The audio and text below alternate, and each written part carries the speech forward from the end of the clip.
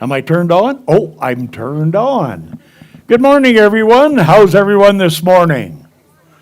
Good. Yeah, just like me. Okay, let's begin with a little bit of an opening meditation here. So I just invite you to get comfortable and maybe close your eyes if you'd like and get away from the day, what has happened, what's going to happen, and be here in the present moment, because the point of power in one's life is always in the present moment, because that is the only time that you can make a choice. And so today we choose to know and accept that there is one eternity, one life, one truth in, through, and all around us, and that we know is God. And each has their own unique relationship and are a channel of the Most High. And so on this journey, we look for spiritual truth, for guidance and direction to experience peace, prosperity, fulfillment, and happiness.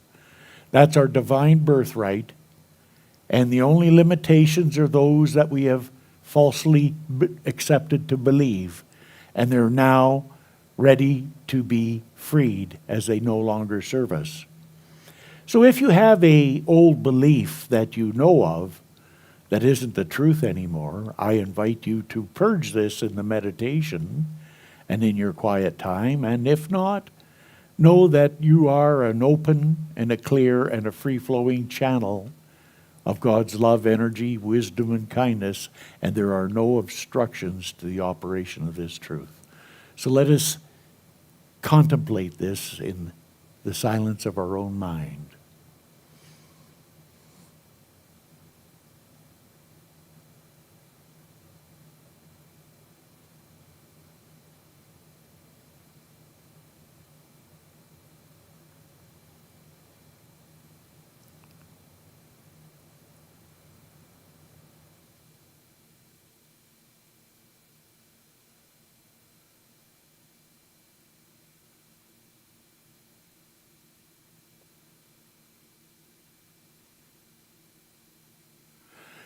And so as we go into today's lesson, we open up our mind to receive a different kind of an idea, or an old idea that we look at in a different way, that expands our inner circle of influence and allows us to embrace more of what this life has to offer.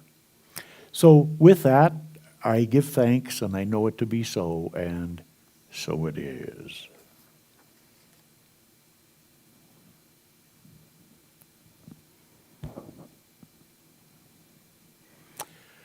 Okay, well, I find it very interesting how our organization comes up with all these themes and lesson plans. And, I usually stick with it because I like a challenge to try and figure out, first off, what they're saying, and second off, how I could talk about it that's going to make some sense to us. Because what they've got is shaking up our worldview as the monthly theme, and, well, I can do that real easy, okay? We get a lot of buttons going there if we want. But the theme is this month is playing with paradox. Okay, well, so what does that mean? What is a paradox? So I went to the dictionary to look it up, and I found it very interesting. Paradox is a statement that's contrary to a belief. So it's a statement that we might make that's contrary to a belief, or it could be where you're describing a situation as a paradox when it involves two or more facts or qualities that seem to contradict itself. So, for example, death is an end, but it's also a beginning. Okay? However, we could take that to the other extreme. At the other end of the stick, if you're open enough to explore that, the birth is a beginning, but it's also an end. It's an end of where we come from before we arrived in the form. And we know that soul is eternal, so there must have been a before as there is an after. So anyhow, that's just a little something for you to contemplate. It's a self-contradictory proposition. For example, I always tell lies. So if you always tell lies, then that has to be a lie. Because you don't always tell lies then. Because if you always tell lies and it's a lie, then you don't always tell lies. You see, it's kind of a contradictory statement. A seemingly absurd or unbelievable or contradictory statement that in fact is or may be true. The old one, water, water everywhere and ne'er a drop to drink. And that is really a true fact if you're in the middle of the ocean, because that's salt water and there's nothing there for you to drink because that'll finish you up real quick like. So that's another example of a paradox. A guy by the name of Guy Finley said, it's a paradox of the true spiritual path that the more conscious we become of what limits us, the more limitless we become in life. So if we become conscious of what limits us, then we expand and move that, and then we become limitless. So let's get into the meat of this. Don't take sides, it just is. So what they're trying to do here is to get us and stimulate us to think outside the box or outside our comfort zone. Now, in reality, if we're outside of our comfort zone, we would be uncomfortable. And we all go through that anytime we induce any change in our life. It's always uncomfortable. Anybody ever have really comfortable change? Even if it's good, it's still uncomfortable. That's because you have to let go of the old. And letting go of the old, even if it's good, is all a matter of being attached to it and be willing to grieve and let go of the process. And then, of course, there's always that fear of the unknown until we get comfortable. Everybody here has made change. You all know how uncomfortable it is. And then once it is a new career, a new relationship, a new home, a new town, whatever it is, after you get into it for a while, then it becomes comfortable again. And that becomes your comfort zone. So one of the things that they're really trying to get us to talk about is moving outside that comfort zone, but doing it with a different headspace by looking at us stepping into the zone of vulnerability and curiosity. Now, most of us may be curious, but that curiosity stimulates vulnerability, which we have a tendency to shy or stay away from. So what they're talking about here is moving over into that space and using vulnerability and creativity to expand that inner circle of influence. Stephen Covey talks about that in the 7 Habits of Highly Effective People. So we expand the circle of influence. And the more we begin to expand and step outside of our comfort zone, the more exciting experiences that we embrace in life. And it's not easy. It's actually can be quite terrifying at times. However, by doing this, we're going to make it a practice, and then it becomes less intimidating. So that's one of the things that we want to talk about with that. Ernest Holmes said in Love and the Law, now we must open up the doors of our consciousness and expand and expand and expand, and no longer think in terms of the backyard lot, but in terms of the infinite nature, in terms of the universe. So we got to keep expanding ourselves all the time. And then we can embrace more and have more experiences. I got some things lined up that I'd never before ever thought I'd be doing. And that we'll announce those at another day, some exciting trips coming up that I've been working on and I've been working on. And things like that. And just great. Never thought I'd be doing that. 40, 50 years ago. Of course, never thought I'd be here 40 or 50 years ago. So, Albert Einstein said the most important thing is not to stop questioning. Curiosity has its own reason for existing. And that was one of the things Ernest Holmes, our great teacher, was known for. Always asking questions and being curious. And that takes you into some interesting places. I remember that we had someone here that come into the center who was raised as a hardcore Mormon. And they have a different type, a philosophy that they really drum to and stick to, but got interested in this. And this man asked more questions than you could possibly ever believe. He asked more questions than all the other people in the class. Okay? And they were really good questions, and it's really good. I liked it because it challenged me to think about how to explain something or how to say something. And that, by asking him questions, took him from that position into being the minister of the Metro Edmonton Center, and that's Reverend Tim Peterson. Eh? And he was like that. That's the truth. And I like that. I like that. And that's a good thing, is to ask questions. Okay, well, anyhow, now what we're going to do, I decided, I'm going to just talk about some metaphysical paradoxes that I kind of made up or I come across. And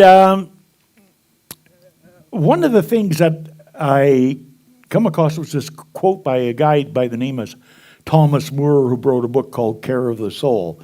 Care of the soul means not taking sides when there's a conflict at the deep level.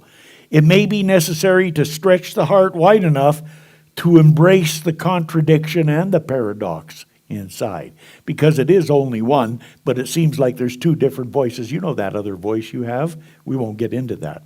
So, paradox number one. In order to be in control, any control freaks here? One is going to put their hand up, only one. Yeah, but the rest of you probably relate to it. Yeah, I am going to tell you as a consummate control freak that there is only one way to be in total control of your life.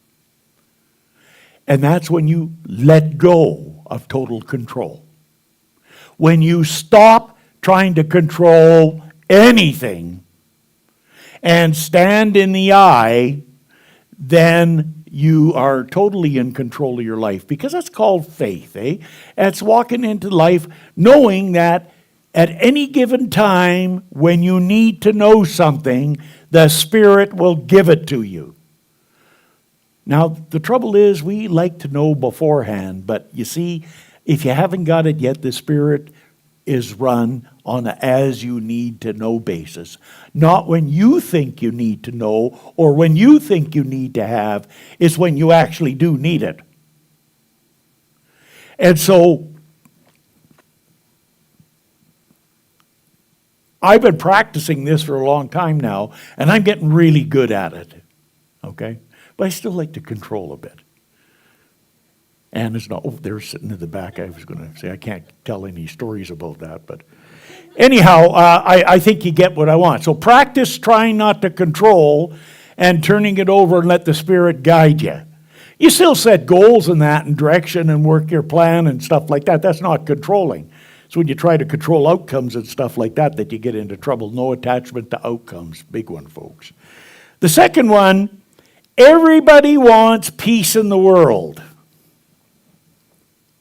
Anybody here want peace? Would you like to see that happen? And that's one of the great questions that I get a lot of the times from some of the more, the different type of children. They come up and, Santa, I just want world peace. Okay, so I'm going to give it to you about how that happens, just like I give the kids and just like the paradox today. You can't have peace out there until you have it in here. If you want to contribute out there in peace, you cultivate it in here, and ultimately your word has more power and people will listen to you, And then people won't happen to listen to you because they'll sense your peace when you're around them from the energy and aura you project. True.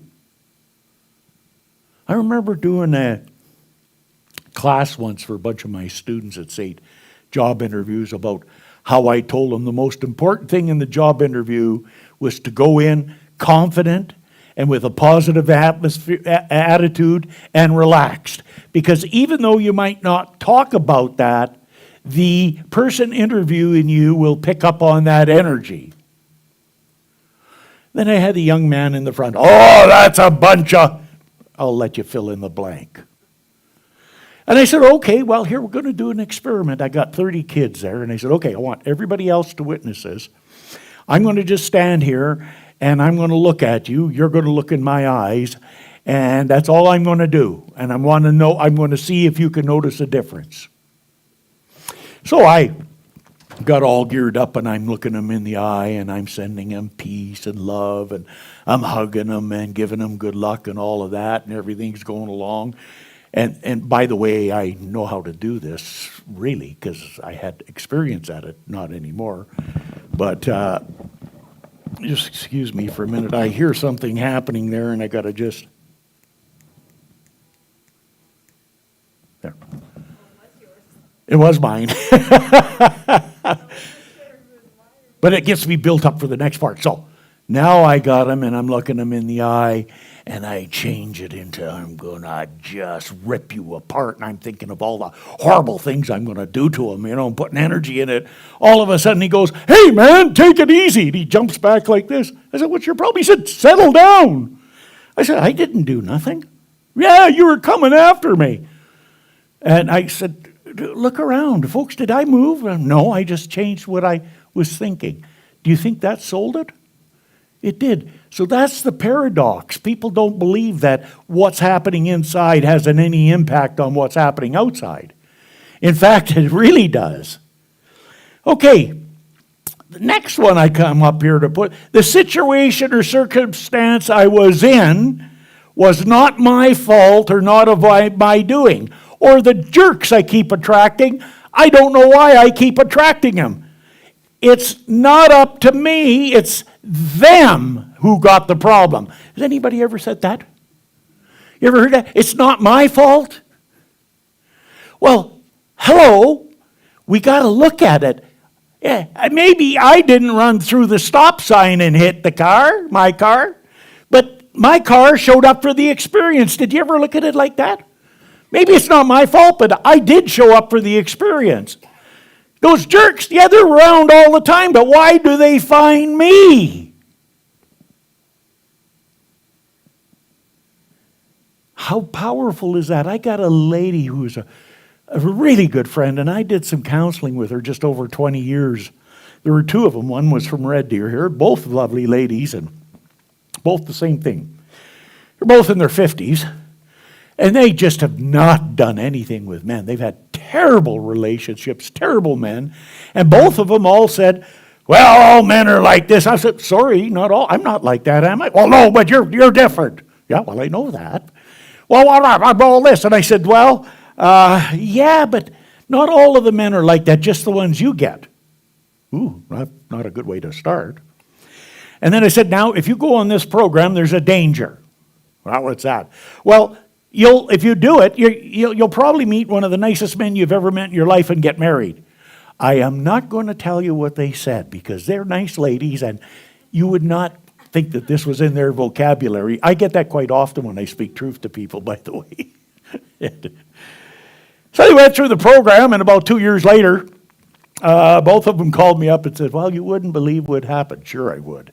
But anyhow, they met the guys and they got married, and that was 15, 16, 17 years ago, and they're both married and happy today with the guys that they got. Wonderful men. Okay? But you would have never have got that from them had they not changed that inner experience. Because the outer cannot change until the inner does. Because if you manipulate and change the outer without changing the inner, it will all go away. Just like some of the people that win the lottery. Actually, not some. A whole lot of them that win the lottery end up being miserable, broke, and destitute within a short period of time after. Because they got the consciousness to get the money, but they don't have the consciousness to deal with it and handle it. Okay? So we got to get back to that. So next time you got a jerk in your life, say, thank you, God. For where else in this entire universe is somebody going to send me a jerk like that to teach me everything I need to know about myself absolutely for free? Try that on for size.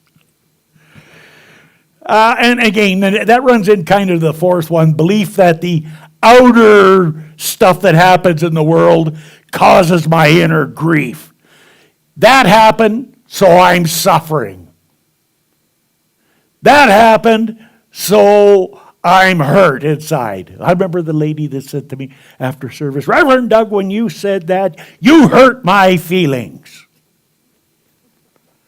And I said to you, dear, don't give me that much power in your life. I don't want it. Take it back and say that Reverend Doug, when you said that, I chose to have my feelings hurt. Well, what she mumbled as she was walking away wasn't really nice, because, sometimes people don't like truth. I can't hurt anybody's feelings.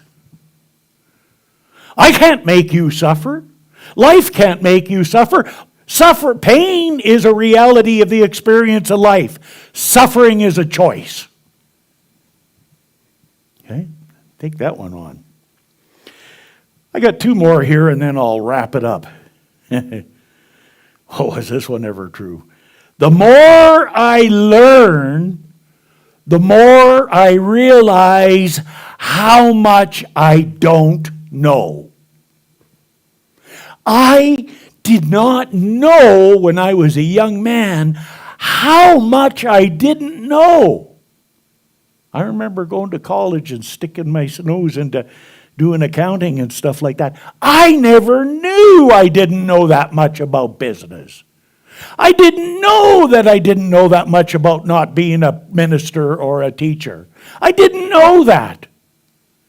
So all you going to get as you learn is a greater awareness and understanding of how much you don't know. So don't be afraid of going into any endeavor, because you'll learn about what's there. Of course, then you get older, and anybody have a problem remembering? Well, it's not that you're getting old. It is, but not for that reason. It's because you've learned so much about how you didn't know. There's so much stored in there that it just takes a little while to do a computer search to bring it back out here. Because we always remember, right? And the last one is a really good one. And really is not nothing new. It comes from the book of Job 3:25 in the Old Testament.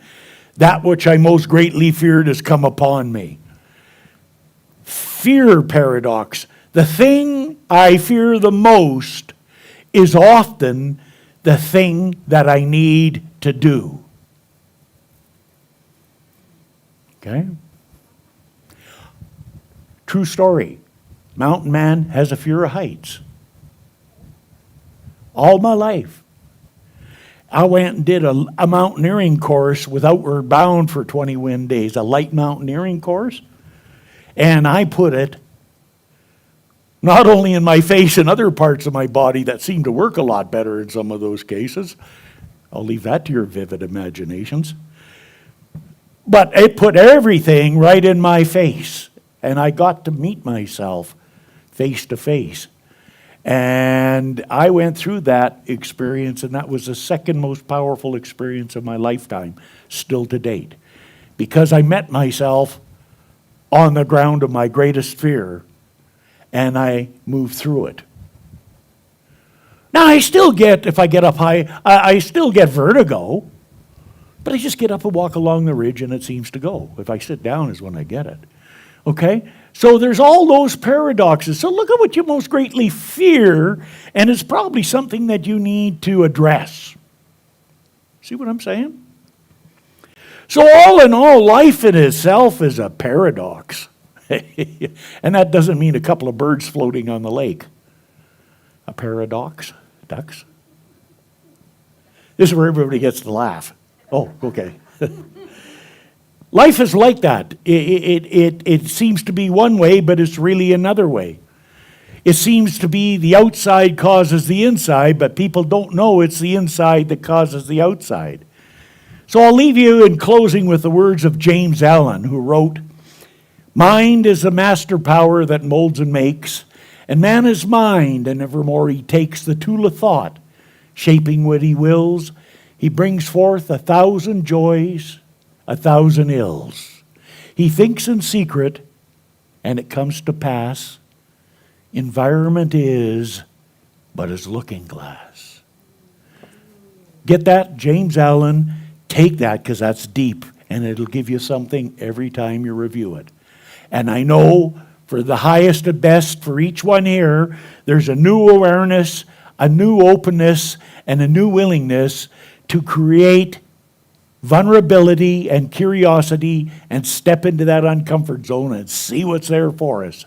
And when we do that, I know that God gives us exactly what it is that we need to experience peace, prosperity, fulfillment, and happiness. I claim it, I declare it, I accept it to be so, and so it is. And thank you.